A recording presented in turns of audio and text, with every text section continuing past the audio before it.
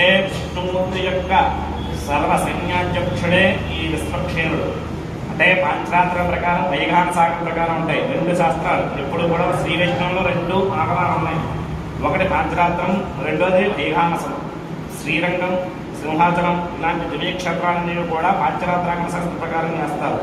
అలాగే తిరుపతి, అలాగే ద్వారకాధిపతి ఇవన్నీ కూడా వైఘాన సాగర శాస్త్ర ప్రకారం చేస్తారు. రెండు వైష్ణవే, కానీ చిన్న మార్పులు మంత్ర యొక్క తేడా వస్తాయి. కానీ వైష్ణవాగమ ప్రకారం ప్రధాన పూజ విశ్వక్షేణ అంటే అదో గణపతి అంటారు. అంటే గణపతిని ప్రథమంగా పూజించమంటారు. అలాంటి గణపతి వైష్ణవ క్షేత్రం వైష్ణవాగమ శాస్త్ర ప్రకారం విశ్వక్షేణుడు అవుతారు. అంటే విశ్వక్షేణుడు అంటే ఏమిటంటే విష్ణుమూర్తి యొక్క సర్వ సైన్యాధ్యక్షుడే ఈ విశ్వక్షేణుడు. అలాగే విశ్వానికంతరికి కూడా అధ్యక్షుడు కాబట్టి విశ్వక్షేణుడు అంటారు. కాబట్టి విశ్వానికంతరికి అధ్యక్షత వహిస్తాడు. విశ్వంతా ఈ సృష్టి అంతా కూడా సకలమంతా కూడా సభ్యంగా నడపడానికి ఈ విశ్వక్షేణుడే అంటారు. కొన్ని శాస్త్రాల ప్రకారం అయితే ఏమిటంటే విష్ణు రూపం అంటే విష్ణోహోహ అంటే వైకుంఠం ప్రవేశించాలంటే ఎలా ప్రవేశించాలి? మనం మనగా వెళ్ళిపోవడం కుదరదు. దేవతలు, ఋషులు, అసురులు ఎవరైనా సరే వైకుంఠం ప్రవేశించాలంటే ఎలా ప్రవేశించాలంటే విష్ణు తత్వాన్ని అలవర్చుకుని వెళ్ళాలంటే విష్ణు యొక్క రూపాన్ని ఆపాదించుకుని వెళ్ళాలంట. అంటే వైకుంఠానికి వెళ్తున్నామంటే విష్ణుమూర్తిలా మారి విష్ణు భక్తిని మనలో ఉంచుకుని విష్ణు రూపాన్ని మనం ధరించి విష్ణుమూర్తి దర్శనానికి వెళ్ళాలి. అంటే సర్వత్ర విష్ణు విష్ణు సర్వత్ర అన్నారు. సర్వము ఆయనే, అన్ని జీవాల్లోనే ఆయనే. కాబట్టి సర్వము ఆయన అయినప్పుడు ఆయన రూపాన్ని సంతరించుకుని వెళ్ళాలి అని చెప్తారు. కాబట్టి అలాగా గణపతి కూడా వైకుంఠానికి వెళ్తున్నప్పుడు విశ్వక్షేణుడు మాట్లాడాలని కొన్ని శాస్త్రాలు చెప్తాయి. కాబట్టి విశ్వక్షేణుడు అంటే ఏమిటంటే విష్ణు యొక్క గణాల్లో ఒకడే విశ్వక్షేణుడు. శివగణాలు, బ్రహ్మగణాలు ఎలా ఉంటాయో విష్ణు యొక్క గణాలు కూడా అలాగే ఉంటాయి. ఆ గణాల్లో ఒకటి భాగమే ఆ గణాలన్నిటికీ కూడా సైన్యాధ్యక్షుడు. అలాగే సైన్యాధ్యక్షుడిని వహించేదే విశ్వక్షేణుడు. కాబట్టి మనం స్వామివారి యొక్క ఏకానిక కళ్యాణం అంటే ఒక్క రోజు కళ్యాణం అవసరాన్ని చేయబోతున్నాం. కాబట్టి అలాంటి కళ్యాణానికి ఎటువంటి విఘ్నాలు, కష్టాలు, దోషాలు గట్ట అందుకోకూడదని చెప్పి విశ్వక్షేణుణ్ణి మనం ప్రథమం పూజించాము అనే ప్రథమార్థం పూజించాము.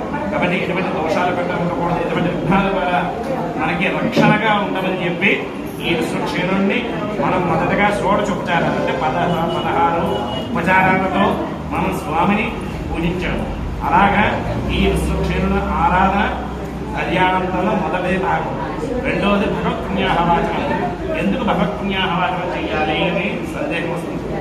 శుద్ధి అంటే స్నానం చేసాం, శుభ్రంగా సెంటు కొట్టుకుని అన్నీ చేసుకుని వచ్చాం, కానీ శుద్ధి అవ్వలేదు. ఎందుకు శుద్ధి అవ్వలేదు? మనకు మనస్సు యొక్క శుద్ధి లేదు. అంటే మనం ఇక్కడికి వచ్చాం కానీ ఇతర విషయాలు మాట్లాడుకుంటున్నాం. మనశ్చాచల్య దోషం అంటే మనస్సుకి సంబంధించిన దోషాలు కూడా పుణ్యహోమతంలో పోతాయి. న్యూనాతిరిక్త దోషం మనం ఏదో స్వామివారి యొక్క మంత్రోచ్చరణ వినాలి, లేకపోతే స్వామివారి యొక్క గోవిందనామాలు చదవాలి. కానీ అది కాకుండా మనం ఎవరితోనో ఏదోదో మాట్లాడుకుంటాం.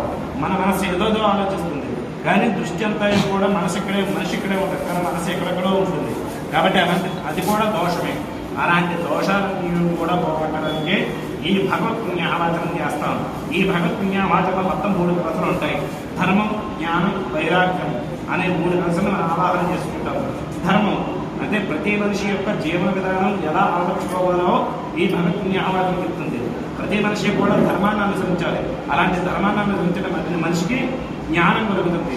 అలాంటి జ్ఞానం ద్వారా వైరాగ్యం కలుగుతుంది. వైరాగ్యం అంటే ఏమిటి? అందరూ అనిపోతారు ఏంటంటే వైరాగ్యం అంటే ఏంటి బాబా, అప్పుడే మేము హిమాలయాలకి, కొండలకి, కోళ్ళకి వెళ్ళిపోవాలనుకుంటారు. కానీ వైరాగ్యం అంటే అతి కోరిక, అతి లక్షణం, అతి ఆశ, అవన్నీ కూడా అతి అనేది వైరాగ్యం. ఆ వైరాగ్యమే అతి అంటే అతి ఆశ పడకుండా సంతృప్తిగా మనకు అనిపించిన దాంతో జీవితాన్ని సంతృప్తిగా మనం సంతోషంగా బతకడాన్ని వైరాగ్యం అంటారు. లేని దాని గురించి ఆలోచించుకోకుండా ఉన్న దాంట్లో సంతృప్తిగా జీవించడమే ఈ తత్వం. కృష్ణుడి యొక్క తత్వాన్ని మనం అలవర్చుకోవాలి. అదే చెప్పాడు భగవంతుడు శ్రీకృష్ణుడు కూడా.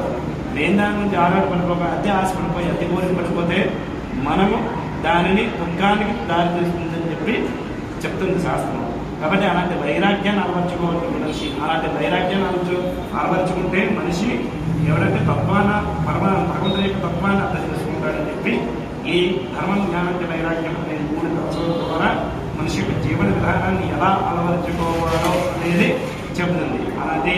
అలాంటి ఆవాహన అంటే మనందరికీ కూడా అలాంటి శక్తి రావాలని చెప్పి, ధర్మంగా ఉండాలి, జ్ఞానం కలగాలి, వైరాగ్యం కలగాలని చెప్పి ఇలాంటి ఓం నమో నారాయణ అనే మంత్రం, పవిత్రం నారాయణ భద్రం సదారం సహస్రధార ప్రతిధార వచ్చత్రైవంత బాధిష్ట వచ్చిన పర్వతం పరమం పవిత్రం అంటే ఓం నమో నారాయణ అనే మంత్రం చాలా పవిత్రమైనది. అలాంటి పవిత్రమైన మంత్రాన్ని దిగుమల భావాన్ని తీసుకుని అలాంటి మహంతుతో వాస్తు అంటే వాస్తవస్పత మంత్రైన వాస్తువు యొక్క మంత్రంతో ఈ మోక్షంతా చేస్తాం. ఏకల వార్తాయి అలాగే మనం ఎక్కడెక్కడ చేతులు పెట్టుకుని దీన్ని చేయవేస్తాం, అది కూడా దోషమే.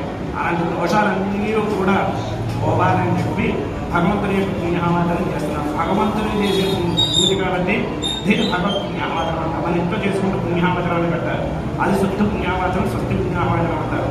కాబట్టి మన దోషాన్ని పోగొట్టుకోవడానికి ఇంట్లో తీసుకునేది శుద్ధి పుణ్యావాదనం. కానీ భగవంతుని కోసం చేసే పుణ్యావాదనం అనేది భగవత్ పుణ్యావాదనం. అలాంటి భగవంతుని చేసేది పుణ్యావాదనం. ఏమి పుణ్యావాదనం వల్ల అంటే మనలో ఉండే దోషాలన్నీ కూడా నివృత్తి అవుతాయి. మనలో జ్ఞానం, వైరాగ్యం, అలాగే ధర్మం, ఈ ప్రవృత్తులన్నీ కూడా మనకి పెంపొందించడానికి, మన జీవితంలో ఉన్నత స్థితికి లభించడానికి, దుఃఖం కలగకుండా సమృద్ధమైన దేవుని విధానాలను అనుసరించడానికి ఈ భగవత్ పుణ్యావాదనం చేస్తాం. అలాగే సమస్త దోషాలన్నీ ఈ పరిసర ప్రాంతాలన్నీ కూడా శుచి శుభ్రంతో ఉండాలని చెప్పి ఇలాంటి పుణ్యావాదనం భగవంతుని చేస్తాం. కాబట్టి అదే భగవత్ పుణ్యావాదనం అంటారు.